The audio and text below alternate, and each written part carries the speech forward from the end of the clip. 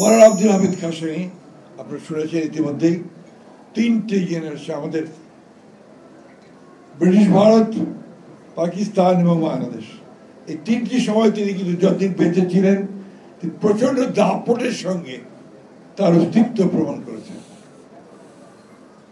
আমার এখনো মনে আছে 69-এর সেই গণঅভ্যুত্থানের ঠিক আগে আগে যেটা মাহবুব ভাই বললেন যে কিভাবে শুরু হলো সেই হরতালের মধ্যে দিয়ে, তারপরে শেষের দিকে যখন 69 গণঅভ্যুত্থান চূড়ান্ত পর্যায়ে যাচ্ছে অনশন আন্দোলন, সেই সময়ে পুরানা আমাদের পল্টন ময়দানে একটা জনসভা হচ্ছিল, আপনি বলছিলেন কি মনে নেই, সেখানে হঠাৎ করে পুলিশের গুলিবিদ্ধ একটি লাশ আসলো।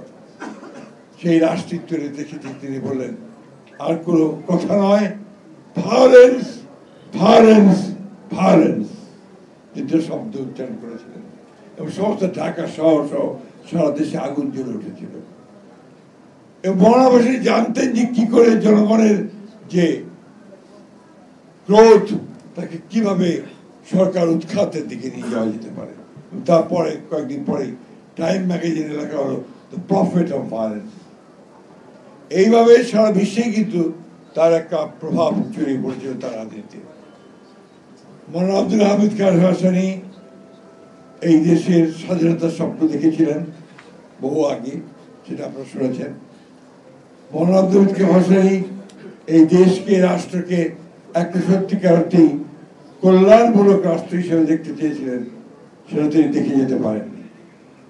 আমাদের নেতা স্বাধীনতার ঘোষক শহীদ প্রেসিডেন্ট জিয়াউর রহমানের মধ্যে তিনি সেই নেতা দেখতে পেয়েছিলেন যে নেতা হয়তোবা এই দেশের ভাগ্যে পরিবর্তন আনতে পারে। সেই নেতাও বেশি দিন থেকেনি, মাত্র 3 বছর পরে শহীদ প্রেসিডেন্ট জিয়াউর রহমানকে আমরা হারিয়েছি। বন্ধুগণ, আমরা যারা বিএনপি করি আমাদের একটা দায় আছে মওলানা আব্দুল হামিদ কাসেমির প্রতি। সেই দায়টা হচ্ছে তিনি আমাদের নেতাকে, শহীদ প্রেসিডেন্ট জিয়াউর রহমানকে তিনি দোয়া করেছিলেন এবং অনুমতি দিয়েছিলেন মশিউর রহমান জাদু মিয়াকে যে জিয়াউর রহমানের সঙ্গে একসাথে কাজ করেন, যে কারণে পরবর্তীকালে মশিউর রহমান জাদু মিয়া সাহেব তার ন্যাপকে নিয়ে বিএনপির সঙ্গে মার্চ করে গিয়েছিলেন, একখানে হয়েছিলেন। আজকে যে বিএনপিতে দেখবেন যে একটু বয়স্ক যারা আছেন বেশিরভাগই কিন্তু সেই ন্যাপ থেকে আসা মানুষ, অর্থাৎ মার্চ করে গিয়েছিল। এই যে দায়গুলো, এই দায়গুলো আমাদের স্বীকার করা উচিত।